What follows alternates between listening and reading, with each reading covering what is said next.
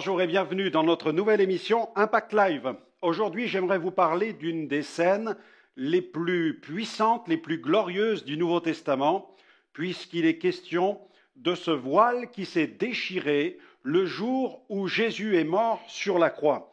C'est un passage qui se trouve dans l'évangile de Matthieu, au chapitre 27, Matthieu 27, à partir du verset 45 jusqu'au verset 54 de cet évangile.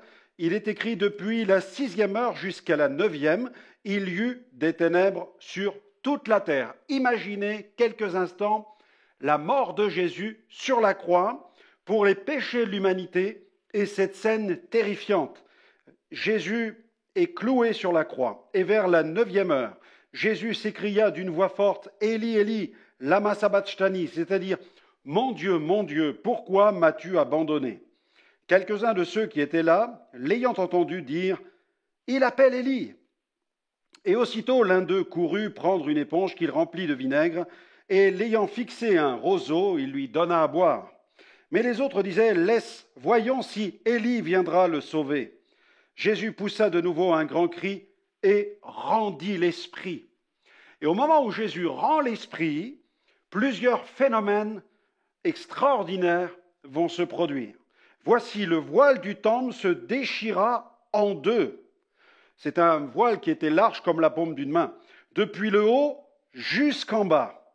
La terre trembla, les rochers se fendirent. Et vous noterez que le tremblement de terre, ne s'est produit qu'après la déchirure de cet immense voile, ce qui nous prouve que ce phénomène du voile déchiré ne fut pas la conséquence du tremblement de terre.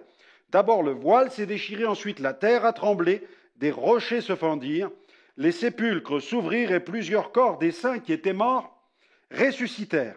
Étant sortis des sépulcres après la résurrection de Jésus, ils entrèrent dans la ville sainte et apparurent à un grand nombre de personnes. Le centenier et ceux qui étaient avec lui pour garder Jésus, ayant vu le tremblement de terre et ce qui venait d'arriver, furent saisis d'une grande frayeur et dirent: assurément, cet homme était fils de Dieu. Amen. Gloire au Seigneur.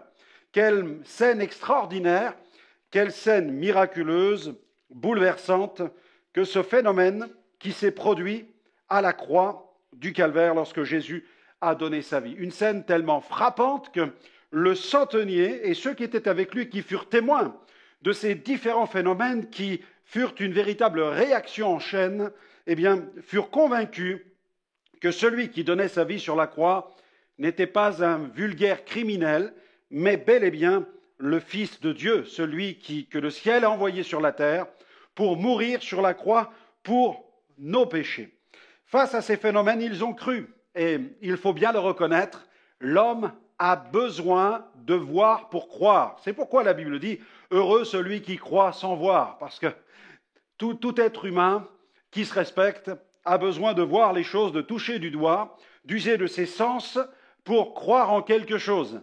Ce sont nos connecteurs qui nous permettent d'être en phase avec le monde dans lequel nous vivons, avec l'environnement dans lequel nous évoluons.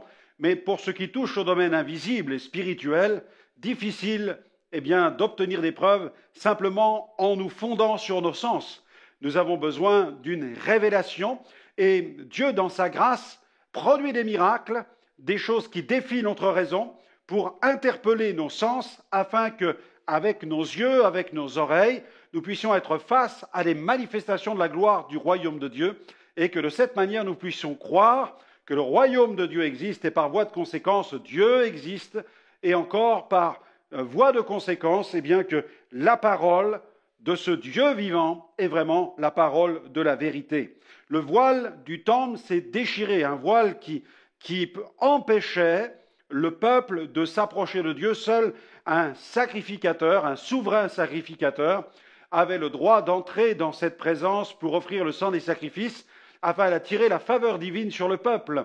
Mais là, ce jour où Jésus meurt sur la croix et pousse un grand cri, le voile se déchire, ainsi livrant au grand public l'accès à cette présence.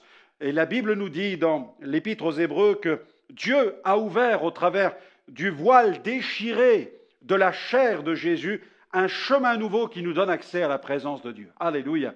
Ainsi, Tout homme qui croit en Jésus peut entrer dans la présence de Dieu, s'approcher du trône de la grâce pour être secouru dans tous ses besoins. Gloire au Seigneur.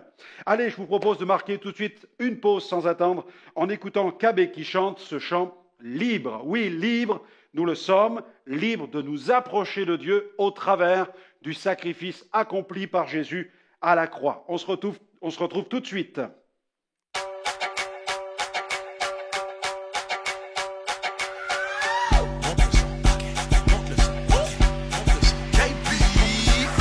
Expédié sur le MIC, niveau élevé, donc je me dois d'exceller. On a dormi bien trop longtemps, donc il faut charbonner pour récupérer quelques années.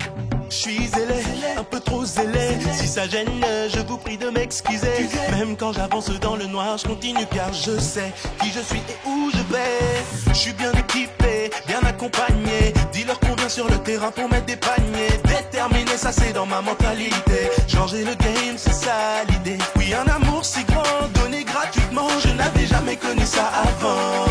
Je l'ai accepté, les dés sont jetés. Cette liberté m'a complètement refait. Ouais. Oui, je voudrais voir toutes les mains en l'air, mes frères et mes sœurs, toutes les mains en l'air.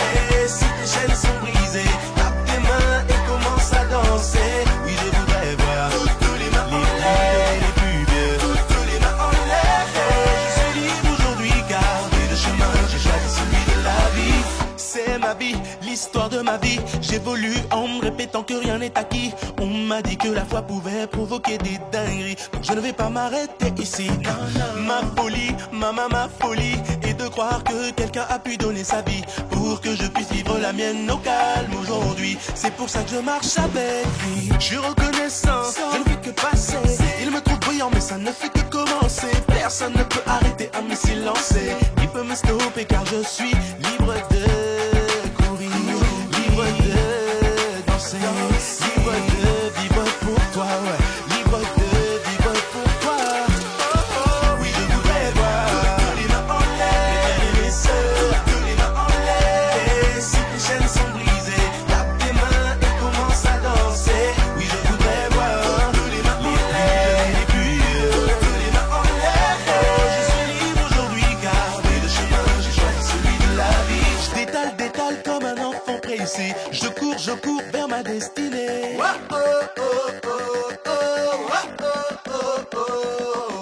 Je veux être comme ces gens persécutés qui ne s'arrêtent jamais de chanter. Oui, je voudrais toutes les voir. Toutes les mains en l'air, mes sœurs, toutes les mains en l'air. Et si tes chaînes sont brisées, tape tes mains et commence à danser. Oui, je voudrais voir toutes les plus vieux, toutes les mains en l'air. Je suis libre aujourd'hui car j'ai choisi celui de la vie. Merci à KB pour ce chant qui proclame cette liberté. Il le proclame avec une telle joie, libre de nous approcher de Dieu, libre de l'adorer. Et la Bible nous parle de plusieurs voiles qui ont été déchirés au travers de l'Évangile, qui sont déchirés au travers de ce message glorieux. Il en est un qui s'appelle le voile de l'erreur. La Bible dit, c'est l'apôtre Jean qui écrit, « Nous sommes de Dieu. Celui qui connaît Dieu nous écoute. Celui qui n'est pas de Dieu ne nous écoute pas. C'est par là que nous connaissons l'esprit de la vérité et l'esprit de l'erreur. » Celui qui est appelé à la vérité, je dirais tout naturellement ou tout spirituellement parlant, il va désirer s'approcher du Père au travers de Jésus, parce que dans son cœur, il y a cette soif de la vérité. Il n'est pas contaminé par la puissance de l'erreur, ou s'il l'est, eh bien, il a soif tellement au plus profond de lui-même de vérité que l'erreur ne va pas continuer à l'emprisonner et à le maintenir dans le mensonge. Il y a une multitude de sectes sur la terre, une multitude de philosophies, d'idéologies, de dieux, d'idoles, dans lesquelles les hommes de notre génération placent toute leur confiance, mais sont malheureusement déçus. Ce sont des puits d'insatisfaction, des puits de désespérance qui ne parviennent pas à désaltérer le cœur de l'être humain. Mais la Bible dit, Jésus l'a déclaré, « Je suis le chemin, la vérité et la vie. Nul ne vient au Père que par moi. » Il a dit, « Je suis la vérité. » Donc le voile de l'erreur est déchiré en Jésus. Il est un autre voile que Dieu déchire, c'est le voile de l'obscurantisme. Dans 2 Corinthiens chapitre 4, versets 3 à 4, dans cette deuxième épître, Paul nous parle d'un voile de ténèbres qui a été jeté sur l'intelligence des êtres humains dans un seul but, et il a été jeté par le diable, dans un seul but, afin que les êtres humains ne voient pas briller la gloire et la splendeur de l'évangile de Jésus-Christ. Mais par la puissance du Saint-Esprit et le ministère de la parole de Dieu, ce voile est déchiré. Le voile de l'obscurantisme est déchiré. Ce voile, eh bien, quelqu'un nous en a donné la définition. L'obscurantisme, c'est une attitude d'opposition à la différence du savoir. L'obscurantisme refuse de reconnaître le pouvoir des choses qui sont démontrées. Et Dieu démontre. Il démontre sa réalité par sa parole, sa réalité par ses miracles, sa réalité par l'action du Saint-Esprit. Eh bien, des personnes qui sont tenues dans l'obscurantisme, eh bien, peuvent venir à la lumière en plaçant leur confiance dans le message de l'Évangile qui est en Jésus. Et puis, il est un autre voile, c'est le voile des ténèbres. En France, chaque année, on recense 500 faits liés directement au satanisme. On a dénombré 25 000 cabinets de voyants dans la ville de Paris, 60 000 en France. Eh bien, pour 10 000 habitants, on estime qu'en France, il y aurait 6 médecins, 9 astrologues.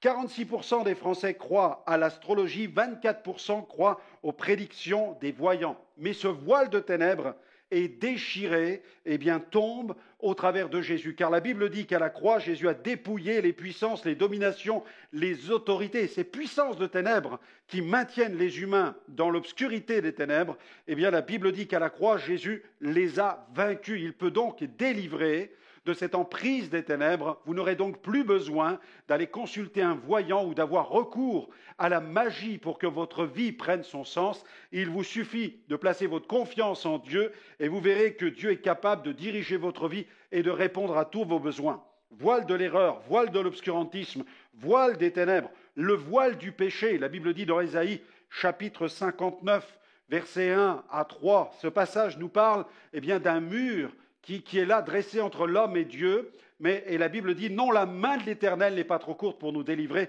mais ce sont vos péchés qui mettent une séparation entre vous et votre Dieu. Mais à la croix, la Bible dit que ce mur de séparation, que la Bible appelle le mur de l'inimitié, ce mur a été brisé à la croix par Jésus. Et ainsi, il nous délivre du voile de l'ignorance par la puissance de la vérité. Voile de l'erreur, de l'obscurantisme, des ténèbres, du péché, de l'ignorance, la lumière du Saint-Esprit vient. Alors recevez maintenant ce message de l'Évangile. Je vous invite à recevoir Jésus là où vous êtes. Seigneur, viens dans ma vie. Seigneur, viens déchirer le voile des ténèbres, le voile de l'erreur. Déchire dans mon cœur le voile du péché, le voile de l'ignorance. Seigneur, viens libérer mon cœur du voile de l'obscurantisme. Je reçois Jésus maintenant. Faites cette prière. Je reçois Jésus maintenant comme mon Sauveur et Seigneur, et je te prie, Père Céleste, de révéler en moi ton Fils avec puissance et de m'enseigner tes voies au travers de ta parole. Au nom de Jésus, Amen. Amen. Gloire au Seigneur. Chers amis, n'hésitez pas à me retrouver dans une autre émission où vous allez pouvoir continuer à découvrir ce glorieux message. Que Dieu vous bénisse et à très bientôt.